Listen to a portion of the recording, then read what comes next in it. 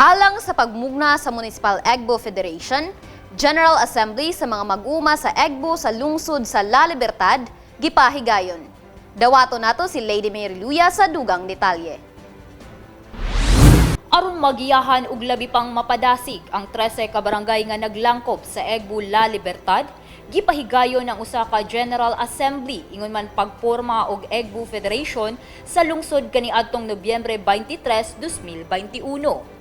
Gilangkuban kini sa mga barangay sama sa Barangay El Paraiso, Mauswagon, Mercedes, New Bataan, New Carcar, Poblacion, San Jose, Santa Cruz, New Argao, La Union, La Victoria, Santa Catalina ug Singaran. Kahibaluan nga bag-uhay pa nagsugod sa Egbo ang kadaghanan sa mga barangay sa La Libertad, hinungdang mipabati sa iyang mensahe sa pag-aghat si Mrs. Helen Florin, usa ka miyembro sa Egbo Mauswagon, saglit ang ilang barangay ang pinakaunang nakapananom. Matud niya dako ang ilang pasalamat sa pagkahimugso sa Egbo pinaagi sa probinsyal nga kagamahanan sa pagdumala ni Governor Roberto Y. Uy.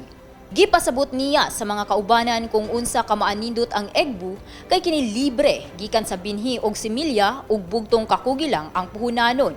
Dugang paniini walay pangayoon ang probinsya sa mamahimong halin sa mga utanon.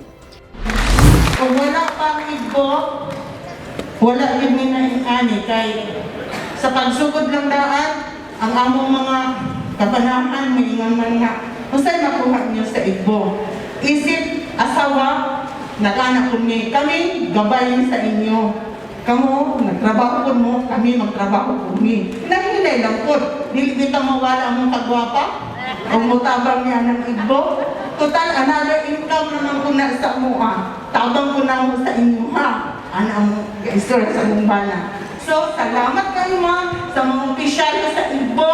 Labi na si Governor Roy na nagkuhan sa Egbo. Salamat sa kanan. Isip pagsuporta si Nanay Belen mipadayag usab sa iyang maayong panglantaw ngadto sa mga miyembro sa Egbo sa iyang pagbisita. Gipatin-aw ni Nanay Belen kung nganong gihatagan og dakong pagtagad sa kagamhanang probinsyal ang pang-imprastruktura nga matud niya hilabihan ka importante ang maayong dalan sanglit mauman kini ang pinakapundasyon sa pag-asenso sa usa ka lugar. Dugang pa niya dili man makaon ang semento, apan kini ang makatabang aron maayo ang paghandos sa mga produkto. Hinungdang dili maglisod ang mga mag-uuma sa ilang pagpanginabuhi adlaw-adlaw. MC, ang infrastruktura dili makaon. So pinapanginabuhi ang importante matag-usa nato. Pero dili man ang usa ka lugar makita og dunay asenso kung maayo ang dalan, di ba? Isa-isay sab ni Nanay Belen ngadto sa mga mag-uuma nga niabot na sa 14,000 ka mga mag-uuma ang miapil sa Egbo ug milapas na sa 15 million pesos ang kinatibuk ang kita sa Egbo ning tibuok probinsya.